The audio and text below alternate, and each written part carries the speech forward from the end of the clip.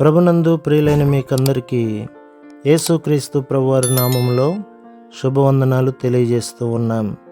దైవజనులు బ్రదర్ భక్త సింగ్ గారి పరిచర్యలో నుండి అలసిన వాణిని ఊరడించు మాటలు.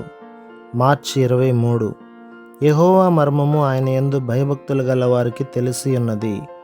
కీర్తన గ్రంథం 25వ అధ్యాయం 14వ వచనం. ఆయన పెండ్లి కుమార్తెగా ఆయనతో కలిసి గుర్తించబడదమన్న విషయమును మనము గ్రహించిన ఎడల యెహోవా యందలి ఆనందము మన హృదయములను నింపును. పెండ్లి కుమారుడు పెండ్లి కుమార్తె తమ తలంపులను తమ హక్కులను పరిపూర్ణమైన ప్రేమతో పంచుకొనున్నట్లు మనము ప్రభువుతో ఐక్యపరచబడినప్పుడు మనము కూడా అన్ని విషయములు ఆయనతో పంచుకుందాము. మనము నిత్యత్వము వరకు ఆయనతో పాలి భాగస్థలముగా స్నేహితులముగా ఉండుటకు పిలువబడితిమి. అటువంటి ఆనందము నిరీక్షణ ఎవరికైతే ఉండదో వారు ఎదురు చూచుటకు వారికి ఏమీ ఉండదు. అంతేకాక ఇతరులతో పంచుకొనుటకును ఉండదు. కొంతమంది భర్తలు తమ భార్యలను మంచి ఆహారము సిద్ధపరచుమని ఆజ్ఞాపించుదురు. వారు దానిని పొందని ఎడల ఉగ్రులవుదురు. ఎందుకనగా వారికి యెహోవా యందలి ఆనందము అనగానేమో తెలియదు. కాబట్టి వారు ఆ సంతోషమును తమ భార్యలతో పంచుకొనలేరు. వారు చాలా వాటి కొరకు ఆజ్ఞాపించుదురు. అందుచేతనే చాలామంది భార్య భర్తలకు ఏకత్వం ఉండదు. ఈ గొప్ప పరలోక ఆనందమును మనము ఇతరులతో పంచుకొనవచ్చును. మనము ఆ విధముగా చేసిన ఎడల ఆ సంతోషం అధికమగును. మనము మోకాళ్ళ మీదకి వెళ్ళి మన తలంపులు కోరికలు స్వేచ్ఛగా ఆయనతో పంచుకొనిన ఎడల ఆయన మనకు ఏమి బోధించగోరుచున్నాడో, ఆయనను సంతోషపెట్టుటకు మనం ఏమి చేయవలెనో దానిని మనకు చూపించును. అప్పుడు మన సంతోషం అధికమగును.